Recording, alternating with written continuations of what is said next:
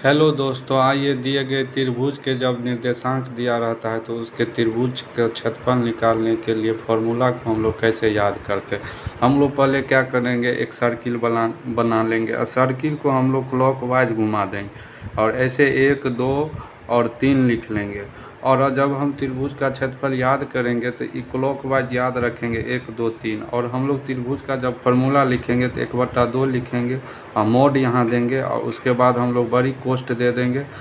उसके बाद क्या करेंगे, जैसे कि हम क्लॉकवाइज घूमते हैं तो यहाँ 1 हुआ तो हम लोग पहले x1 लेंगे और सीधा लाइन में हमेशा x वाले निर्देशांक को लिखते हैं। तो x1 हुआ तो अब देखिए क्लॉकवाइज घूमे तो उसके बाद क्या आता है, 2 आता है। तो x1 लिए और 2 जो है जो जहाँ पर हम छोटी कोष्ट में हमेशा y वाला वैल्यू को लेते हैं, y निर्देशांक वाला। तो यहाँ पर हम y2 लिए, y2 के बाद क्या हुआ, y3 आया, यहाँ पर y3। फिर हम लोग क्या बोले हैं कि सीधी लाइन में हम लोग x वाला को लेते हैं तो यहाँ x2 हुआ।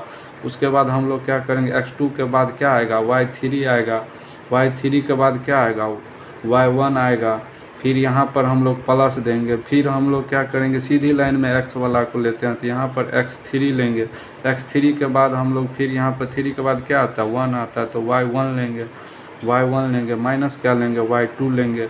1 के बाद क्या आता है, 2 आता है, यहाँ आता है। फिर इसको हम क्या करेंगे, बड़ी कोष्ट बंद कर देंगे, यहाँ पर छोटी मोड लगा देंगे। मोड हम इसलिए लगाते हैं अगर मान इस दिए गए निर्देशांक का वैल्यू अगर निगेटिव में आ जाता है तो उसको पॉजिटिव करने के लिए हम लोग क्या करते हैं, मोड लगाते हैं। इस प्रकार से हम त्रिभुज का क्षेत्रफल का फॉर्मूला याद करते हैं। इसमें सिर्फ एक चीज़ याद रखना है कि जो x वाला निर्देशांक होता है उसको सीधी लाइन में लिखना है, यानी एक क्रमबद्ध तरीके से लिखना है। और उसके बाद जो है इस सर्किल को याद रखना है, क्लॉकवाइज घूमते जाएंगे और y के निर्देशांक वैल्यू को देते जाएंगे और त्रिभुज का क्षेत्रफल निकाल लेंगे। थैंक यू दोस्त।